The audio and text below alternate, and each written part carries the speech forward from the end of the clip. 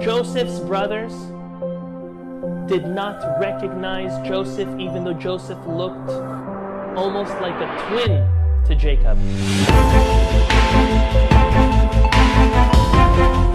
This week, the Parashat speaks about Jacob at his deathbed, blessing his children, his grandchildren. And the beginning of this week's Torah portion tells us how Jacob is asking his son Joseph as a favor to please don't bury me in the land of Egypt, rather in the land of Israel. And as if that was not enough, Jacob continues to Joseph, and he tells him, take an oath, make a promise, a vow, that you will not bury me in this land of Egypt, rather in the land of Israel. We're not going to get into it now. Why? From favors to oaths. Look at the Ramban, and we'll speak about that another time. However, the Zera Shimshon, he points to an obvious question. There is a concept, and this is this week's theme. Worldwide, there are many organizations which speak about the whole concept of Jewish burial and the proper and traditional way of doing it. And there's a concept many of us have heard of, which is called Hesed Shel Emet. Kindness, acts of loving kindness, which are, to its greatest degree, its most pure and real form. And the reason for this being, and there's only one way, one situation there is only when we do chesed, acts of kindness for the dead. The reason for this being is because they cannot do anything for us. When we do something to somebody, we kind of expect, whether it's now or one day, for them to reciprocate the favor or the deed back to you. As the saying goes, scratch my back, I'll scratch yours. And in every way, it's always like that. Whether it's people that are older, younger, more fortunate, less fortunate, there's always this feeling of paying back, reciprocation, expecting something. However, for a dead person, when you do for the dead, there's nothing you can ask back for them. I'm going to put in parentheses that when we do for the deceased, we do get something back. And that's obviously that we know that in Olam HaEmet, the world of truth, when we do for them, they do look down on us. They do shower down their blessing, their merit. However, since all that is not tangible, it's not like when we do something for the deceased, we are waiting for them to do something back for us. It's not a tangible item. When we do Kaddish for those who've passed away, when we read Tehillim, when we light candles, when we donate in their merit, all of that goes to raising their levels in the next world. However, when we do that, we don't necessarily look for anything as a reward back. And even if a person does, again, it's not something which is tangible. So still, the only qualifying situation of Chesed Shel Emet is when we do for a deceased person. Now, having said that, our commentaries on these verses, right in the beginning of the parasha, specifically Rashi, goes on to explain that Jacob was asking his son Yosef to fulfill this Chesed Shel Emet with him, that after he passes away, don't bury me here, bury me in the land of Israel. Now, the question the Zera Shimshon asks is, very soon later, when it comes to Jacob blessing his children, he blesses Joseph that when the tribes enter the land of Israel, he will be designated the plot of Shechem, which is a portion of the land in Israel, and that he will be buried there. The Zera Shimshon asks, 1 second, we just talked about doing something for deceased and not getting any reward. How now is Jacob giving a reward to Joseph for burying him in the land of Israel and not in the land of Egypt? This is the question the Zera Shimshon asks. The Zera Shimshon answers as follows. He says, if you look at the verses, it's very apparent as well, that the only thing Jacob was asking Joseph was to make sure that he was not buried in this land, in the land of Egypt. He didn't tell him, make sure that you don't bury me in this land and that you bring me to the land of Israel. All Jacob was asking for was, don't let me be buried here, let me be buried there. So as we know, Jacob was an interesting biblical character in the manner and the ways that sometimes he did have divine inspiration, Ruach HaKodesh, and sometimes not. We know the beginning of his life he did. As soon as Joseph was taken away from him, the anger and the the sadness and the depression that Jacob entered, that state of mind, unfortunately caused God to leave himself from that divine inspiration and that nivua, even the prophecy. When he came back in last week's parasha, when Jacob and Joseph meet, it says, Vayechi ruach Yaakov. Yaakov, his spirit came back. The commentaries explain, now he was happy again. He was consoled by the fact that Joseph was really not taken from him and dead. So his divine inspiration came to him. All along over here, these last 17 years of his life, he had Ruach HaKodesh, divine inspiration, and prophecy from God. Comes now, right at the end of his life, and he's blessing all of the tribes. He has divine inspiration and even prophecy, and he even saw the future of what's going to be with the Jewish people. And then he wanted to, after blessing all of his children, he wanted to tell them the date. Can you imagine if we would know? The date the Messiah will come. The date that Mashiach will come, and we will be freed from this long, very, very long exile that we're in. And as soon as he wanted to tell it to us, Chachamim tell us that the divine inspiration was taken away from him. Because, again, it would not be fair, so to say. People would delay all of their repentance and their teshuvah for whatever date that would be. So to keep us kind of hanging or at the edge of our chairs, God didn't want us to know exactly when it would be. Now, at that moment, Jacob saw in the future that after he dies, not only is Joseph not going to bury me in Egypt, he himself is going to take me and go and bury me in the land of Israel. He said, since Joseph is going out of his way to do that, I'm going to reward him. So listen to the way Zera Shimshon does it. He splits it. He says, for the fact that he listened to my request by not burying me in Egypt, rather in Israel, that's chesed shel emet. There's going to be no reward for that. However, for the fact that he went beyond and out of his way to go himself, he could have sent his children, he could have sent some servants, any assistant, his other brothers, but the fact that he himself, I always like to say, Joseph was the acting king of Egypt. Everything that happened in Egypt started and ended just because of Joseph. From the moment he was appointed as viceroy, that was his position. It's a big thing for the king or the acting king to take off and to travel with his family to go bury his father. Nevertheless, Joseph knew the importance and what that would mean to him and his deceased father, and he did that. Jacob saw that, and he said, I'm going to reward you for that. That's beyond the chesed shel emet. That's something he's going to reward him with. And he rewarded him with Shechem. Why the plot of Shechem? The Zera Shimshon explains, based on the Talmud in Masechet Sotah. He says, where was Joseph kidnapped? In Shechem. Joseph was kidnapped by his brothers in Shechem, thrown into the pit, sold many times over, finds himself in Egypt. Jacob says that in order to bring you back to where you were taken from me, you are going to be buried in Shechem. And that was the gift and the plot. Now look at one more aspect that Zera Shimshon says, which is amazing.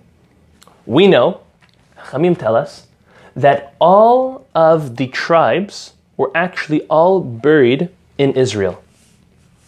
Which is the only one we really read about? Joseph. Who took Joseph and brought him to Israel to be buried? Moses himself. So look at what Zera Shimshon says. He says, Midah keneged midah, measure for measure.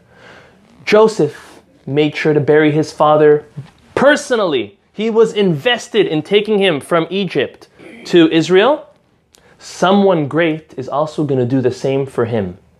And as the Chachamim tell us, Joseph was not buried when he passes away in the end of this week's parasha. He was not buried right away in Israel, and neither was he buried in Egypt. His body was put in a casket, and the casket was stored. Where was the casket stored? In the Nile. The casket was stored in the Nile River And Moses, on his way out, leaving Egypt, the last, literally one of the last, if not the last thing he did before leaving, was he went, God told him, go to the river, and up comes, like floating, came out the bones, not the bones, the body in the casket of Joseph, and Moses himself brought it all the way through the Midbar, obviously not into Israel. Moses himself didn't go into Israel, passed it on to whether it was Yeshua or whoever else he did. But Joseph got the merit that someone very great, the leader of Israel, will transfer his body from Egypt to Israel the same way he did so for his very own father. Now the reason why Joseph was not buried right away like Jacob was because they understood that if we go bury Joseph over there, not only is the king of Egypt going to, as in next week's parasha, forget Joseph partially, but completely. Not only is the king going to make as if he forgot, but the whole country will make as if he forgot. So therefore, Joseph was mummified and preserved in Egypt until their exodus. Nevertheless, we see that there is such thing as chesed shel emet. There is such thing as doing for a deceased and not getting anything back. However, in Jacob and Joseph's case, in the future, since Joseph was going to go out of his way to personally be the one to transport it, Jacob saw that and he wanted to give him a reward for that. That's the first portion of the Zera Shimshon. I think the lesson from this is quite obvious, and that is nothing goes unwatched. When people do things for others, there are always those that are watching. I'll share with you a short video someone shared with me this week. It was I think beautiful.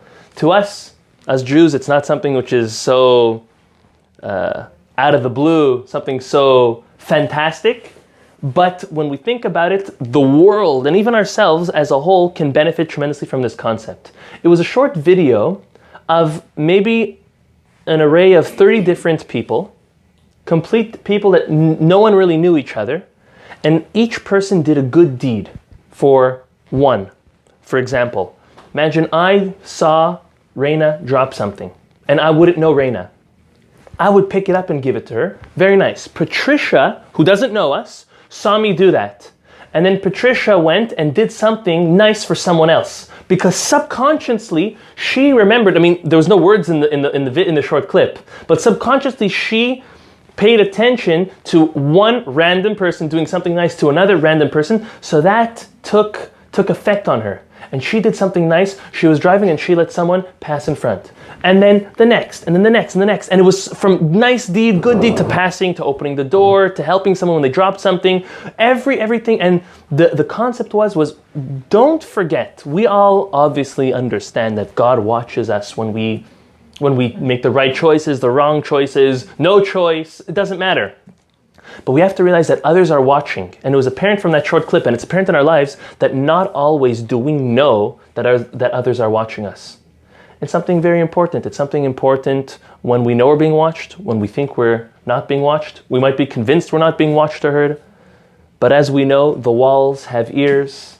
And nowadays we can internalize that, as the Talmud tells us, by cameras, hidden cameras, recorders. Everything is recorded in Shamayim, and believe it or not, in this world, in a physical way, everything is recorded. When we make the right choices, when we do things to others and we reciprocate back to others, again, not with the intention of looking to get something back, but doing it, turning it as much as possible to a chesed shel emet, which again only could be for a deceased. But anytime we do something good for others, not only does it make us a greater person, better person, more mature person, but it affects those around us. It affects those that witness it, that see that. And we, by every good deed that we do, we affect the world in a positive way. Unfortunately, the opposite is also true. So it's a responsibility that each and every one of us has, as mothers, as fathers, as employees, as employers, as friends, as community members. Everything we do has an effect on others. Smiling, as we spoke about this past Shabbat, has an amazing effect. Frowning, unfortunately, has an opposite effect. We said, why work so hard? Smiling only uses how many muscles? 13 muscles. It only takes 13 muscles that you strain when you smile. To frown, it's 112 muscles. So why work so hard on frowning when it's so much easier to smile? Smiling is contagious. Doing good things for others is contagious. The opposite is unfortunately true as well, and we have the choice to do that and hopefully have the merit bounce back towards us as well.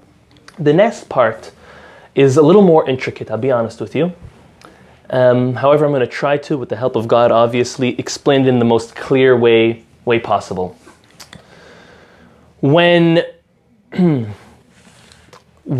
Jacob tells Joseph that, again, right at his deathbed, the last day or days of his life, don't forget to bury me in the land of Israel, I'll quote to you what the verse says.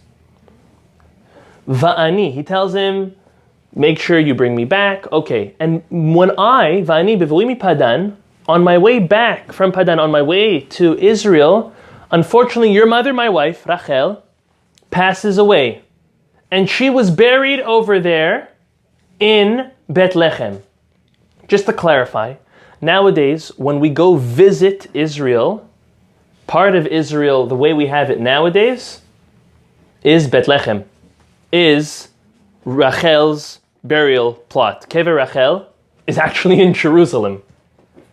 So what does it mean not buried in Israel? We have to understand that the borders, the way the Torah gave Israel back then, for sure, pre-receiving the Torah, was different borders than today. And the proof has to be that if the Torah is telling us, and all of the commentaries are telling us that Rachel was buried outside of Israel, that's the conclusion we have to draw.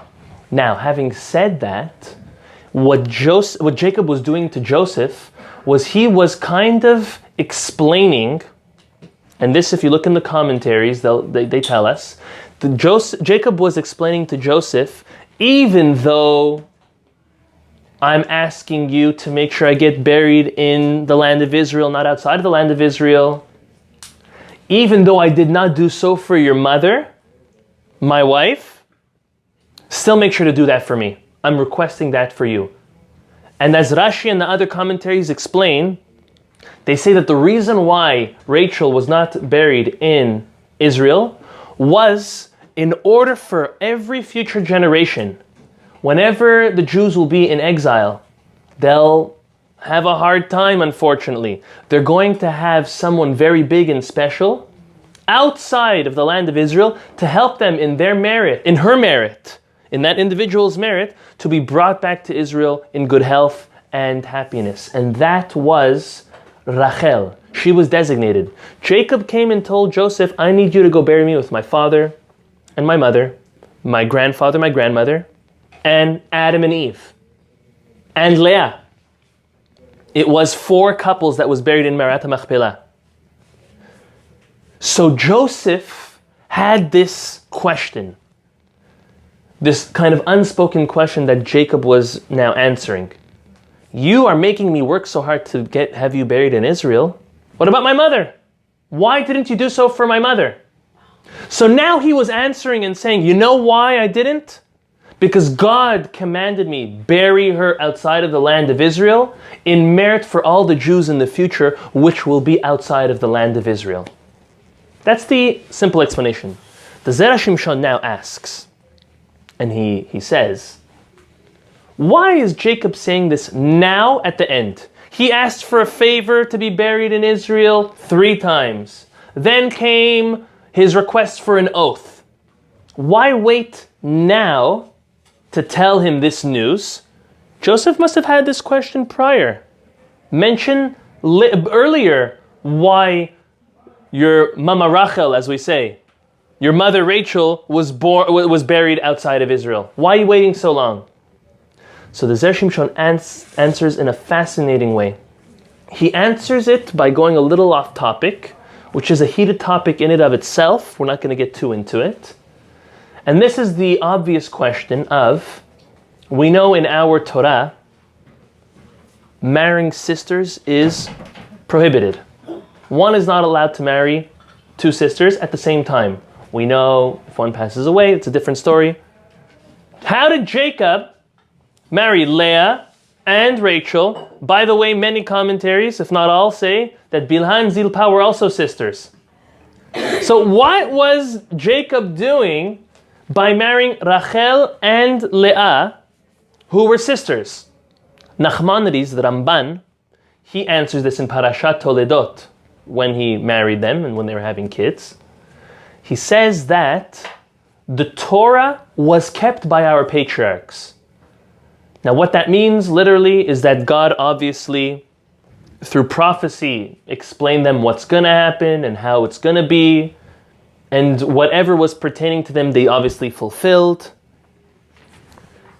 But that was, until the moment that the Torah was given at Mount Sinai, was only in the land of Israel. Elokei haaretz, God is considered the king or the God of the land. Before the giving of the Torah, only in the land of Israel did the Torah in every detail have to be observed and fulfilled. Outside of Israel, not until the giving of the Torah, which by the way was given outside of the land of Israel in the Sinai desert. So what does the Ramban say? Don't come and ask, why did Jacob marry two sisters? It's fine, it was outside of Israel. And on his way into Israel, in order that Jacob does not live in Israel, being married to two sisters, one of them passed away. Perfect.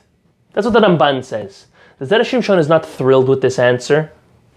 And some of us might not be as well. That's fine. That's why there's different opinions. That's why our Torah is so rich and beautiful. That wasn't his choice. And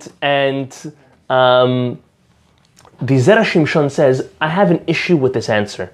Amongst a couple, this is the issue that he points out with this answer.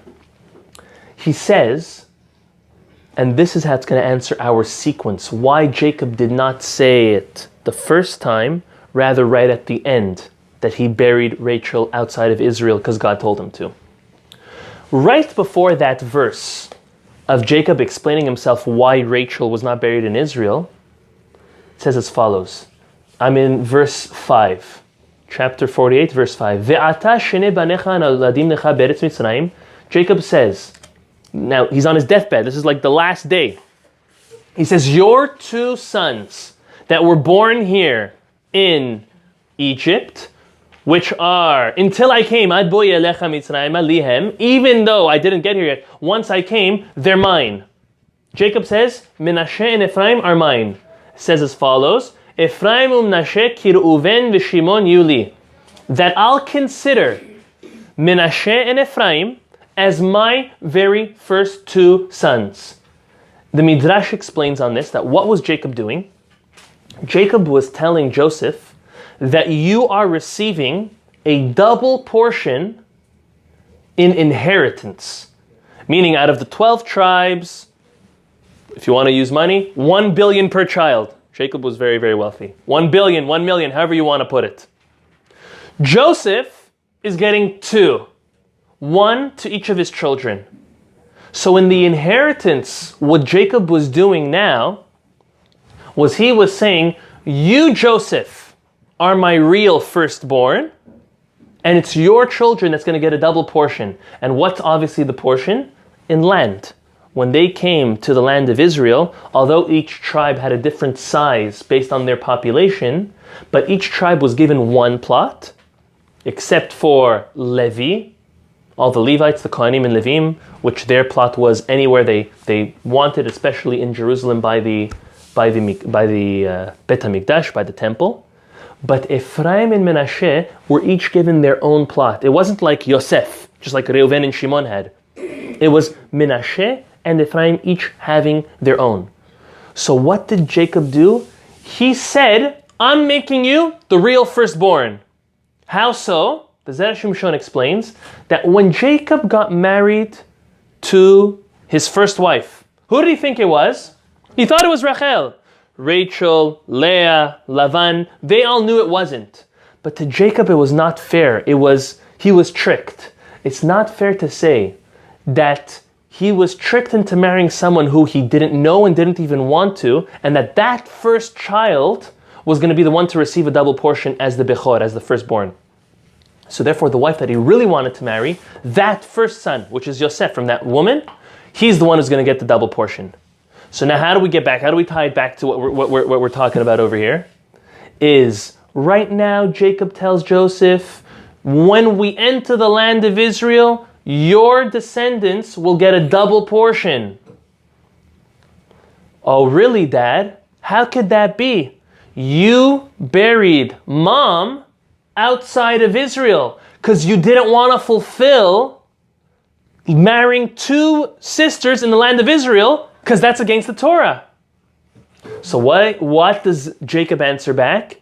He says, no, that's not the reason. Because if you would come into the land of Israel with my two sisters, you might say that that's a contradiction on the Torah. It's not so. I'm giving you now a double portion in this land. You, along with the rest of your brothers, but you're getting a double portion. It's valid that I married both your mother and your aunt, Rachel and Leah. They were allowed to be married and live with me and even be buried with me, whether it's in Israel or outside of Israel. And the proof is, look, I'm allowing you to get a double portion of inheritance in this land. So what's the reason why? What's the reason why now?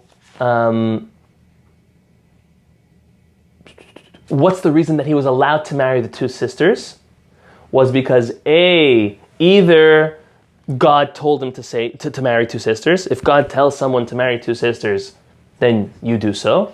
Or when Jacob married Rachel and Leah, he took them from, even though they were relatives, they weren't part of the nation. Even though the nation of Israel only happened from Jacob's kids and on, but there was a lineage. There was Abraham, Isaac, and Jacob. Rachel and Leah were not part of that. They were second cousins. They were daughters and granddaughters of Haran, Abraham's brother. So what did he do before marrying them? He converted them. Just like Abraham and Sarah, they converted Jews. What it means to convert means to bring them under the wings of God, bring them into understanding that there's only one God in the world. So he did the same to each of them. And when a person converts to Judaism, they are now like a brand new creation, a brand new baby.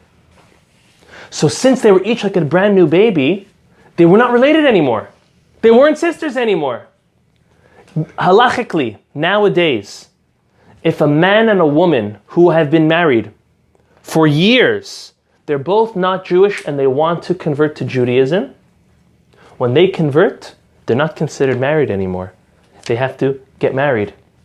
To the point where a father and a son, same thing, a mother and a daughter, or any way you put it, who both convert to Judaism, according to the letter of the law, the child is not obligated to honor their father or mother, their biological father or mother, the same way as a Jew is supposed to honor their father and mother. Because really, according to the letter of the law, that's not their father or mother anymore.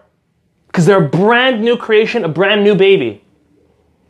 Although that's true, according to the letter of the law, we always say that child has to honor their parents. It's obviously not healthy for them not to. However, we see that Jacob converted Rachel and Leah before marrying them, and therefore they were no longer sisters. See how interesting that is. But again, back to our topic. Joseph had a question. Why didn't you bury mommy inside Israel with you just same way you want me to bury you in Israel? What does Jacob say?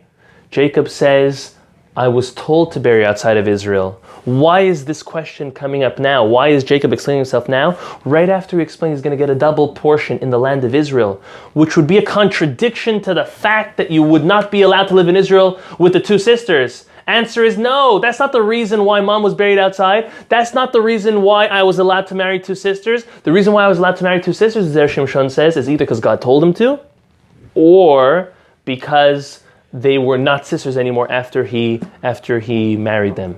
And they were converted. They were converted, exactly. To us, this concept is maybe not as practical as we would like it to be. However, there is some lesson that I took out from it. This is the concept of observing others and being diligent and very in tune with what people do and how they and when they express themselves. Now, this can't always be taken as scrutinized as Joseph and Jacob, because Joseph and Jacob were obviously patriarchs, very giants, amazing people. However, even in life, in order to understand the nature of a human being, their gestures, the way they express themselves, the timing of their expression does tell us a lot about them. People who are impulsive and they answer right away, as people who have to deal with those type of people, we have to learn what is the best way to comport yourself with such a person, and if you care about that person, not set them up for their failure.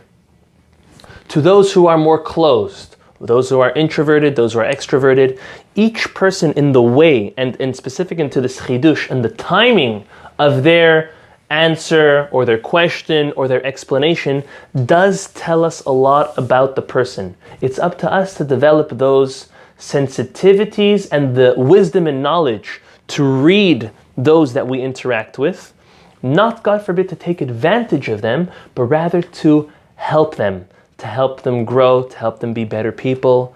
And this is something we learn from scrutinizing the moment and the timing of Jacob's very explaining himself, because then it triggered the question to Joseph, and then Joseph now had his answer based on Jacob explaining himself.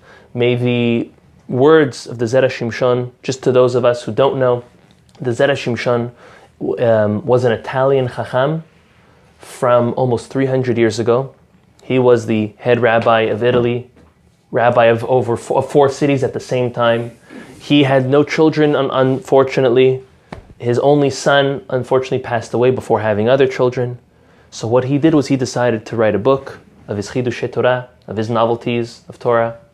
And in his introduction, he pleads to those who come across it to please learn it, please pass it on, because unfortunately he had no biological children, but every student who would learn and spread this Torah would become his child, and therefore he would beseech God on their behalf in heaven, and promising health, parnasa, simcha, refuah, shiduchim, all good things. And the interesting thing about this chacham in this introduction is we don't find that in too many, if any, other svarim. The Pele Yoetz was the only other one that wrote it, and Lahavdil, Rabbi Nachman Breslev also, he made a promise: if you come and you give tzedakah at his kever. But with the clarity and the explicitness the Zera Shimshon himself writes, we have not seen that around, and because of that, then obviously the interesting matters and topics that he deals with are obviously very interesting for us. So hopefully his blessings will shower down on us for the good, for ourselves, for our families and our friends.